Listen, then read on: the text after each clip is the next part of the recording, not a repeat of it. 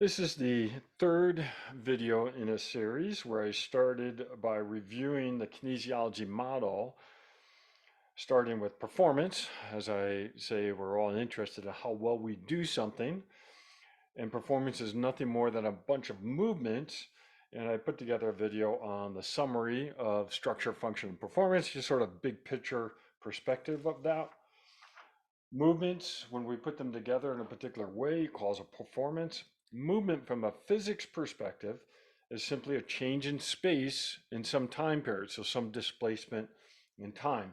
And I put together this video on summarizing some key parameters within the kinematics section of a biomechanics course. The kinematics is the study of motion, and these are the different parameters that you want to be familiar with and understand the relationships between as we go forward in this course.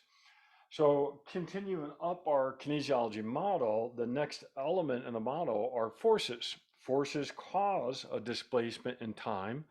Those displacement in times, we put some names on those. We could say flexion, extension, internal, external rotation. And ultimately, we organize those movements in a particular way, and we end up with a performance. So now we want to talk about, I want to summarize the kinetics, the forces. And kinetics is a branch of mechanics concerning forces that cause movement. The study of forces causing movement. Now I'm focused on movement. I mean, sometimes we don't want movement. We want to stabilize something, but I hope you get the sense that kinetics is dealing with forces, which we can define as a push or a pull that tends to cause movement. But we're in kinetics, we're studying the forces that cause movement because we want to see, we're seeing things change. So when we do kinetics here and in our undergrad classes, we teach a Newtonian approach to kinetics. And therefore, you need to know Newton's laws of motion. Just outright memorize them, okay? It's just step one. So the first law of motion is uniform motion.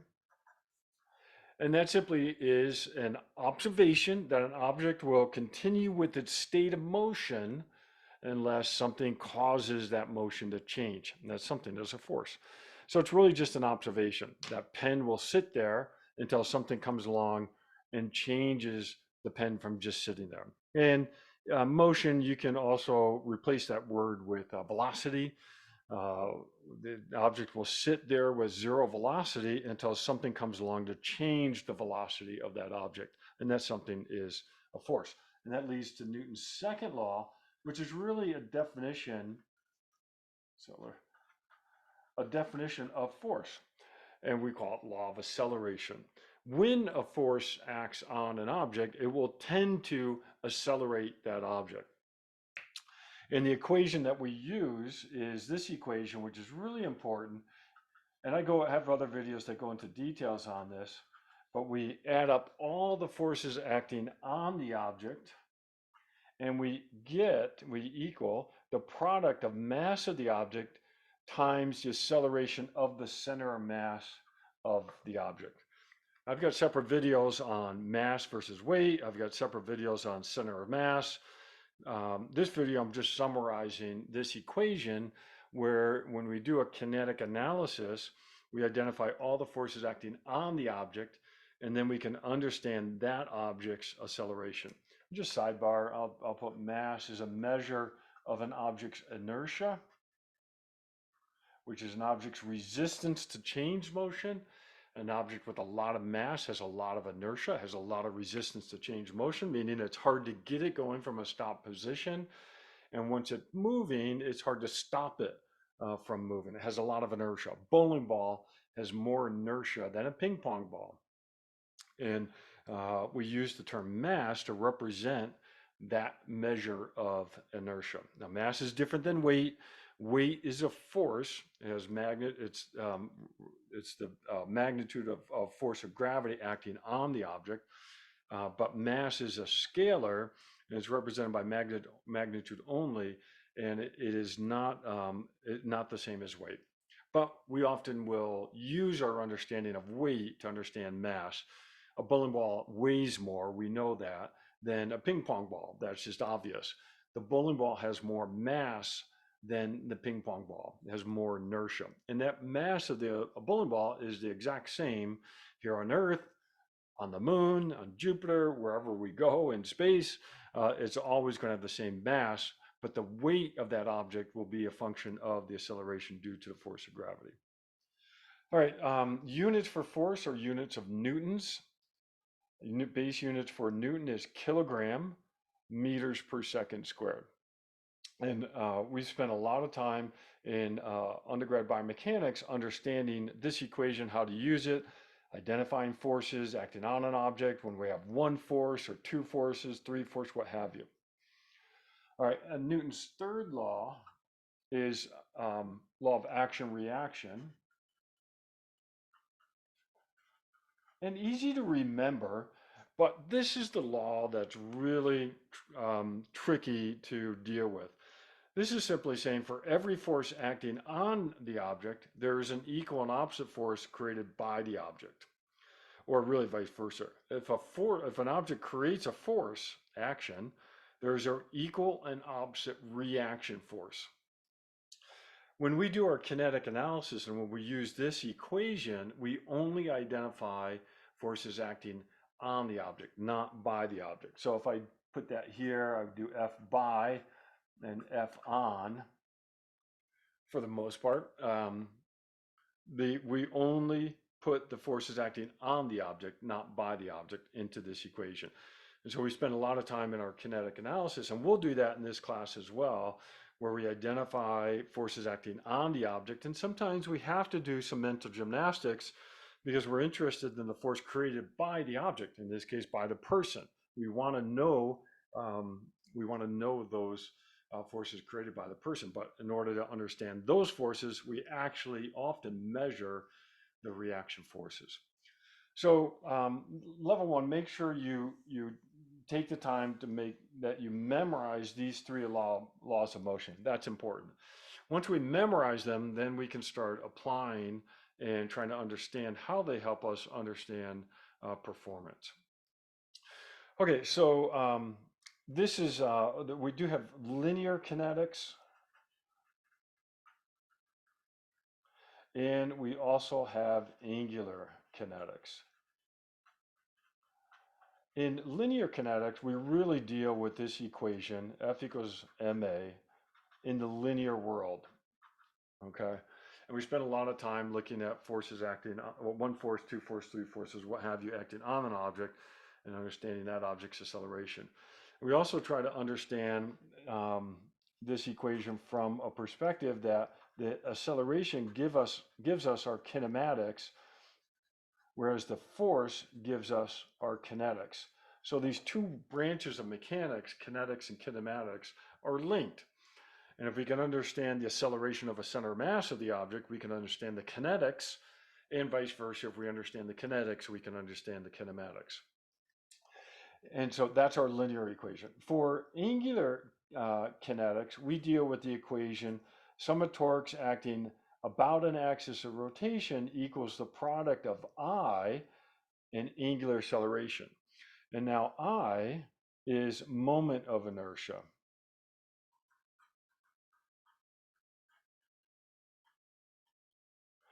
This represents the amount of resistance to change motion, that's inertia, in the angular world. So something that is rotating, if it has a lot of inertia, it's hard to change that rotation. If it has very little inertia, it's very easy to change the rotation. The equation for this is a funny equation. We add up all the mass particles of the object and multiply how far those masses are from the axis of rotation, and we square that distance and we get moment of inertia. So moment of inertia units are kilogram meters squared.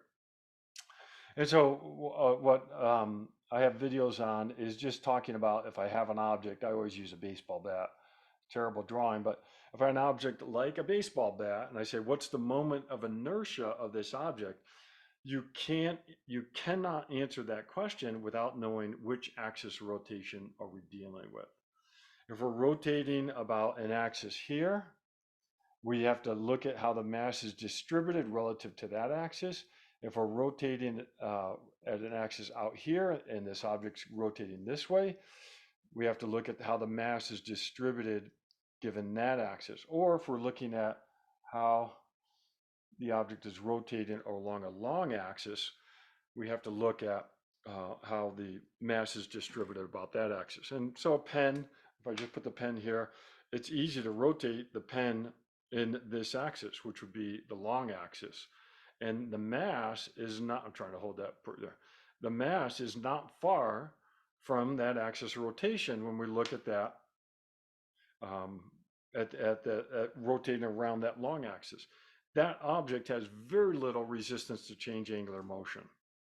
But if I start rotating the pen around this axis, whoops, okay, rotating around this axis, well, now I have to account for how far the mass is from that axis rotation, square those distances, and I get resistance.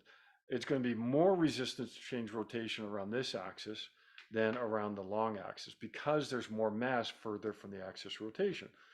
So the moment of inertia is not a constant. Inertia of this object is a fixed amount. Moment of inertia is depending on which axis we are actually rotating that object about. Okay, so once we know that, then we have to multiply that moment of inertia times angular acceleration, and we get the sum of torques acting about that axis rotation. One of the keys with using this equation is the units for acceleration have to be radians per second squared when we're doing this equation. If you use any other units, degrees per second squared, revolutions per second squared, you're going to get some really odd numbers. This equation works only with these sets of units. Okay, so now that's the main equation, which is related to Newton's second law.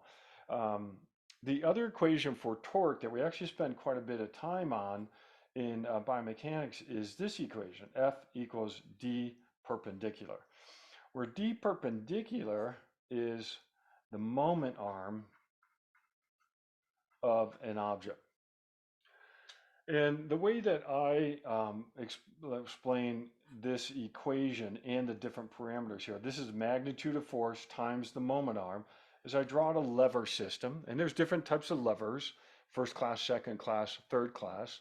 But if I draw a lever system and I look at a force acting on the lever system, the moment arm, graphically speaking, is the shortest distance between the axis of rotation and the line of application of the force.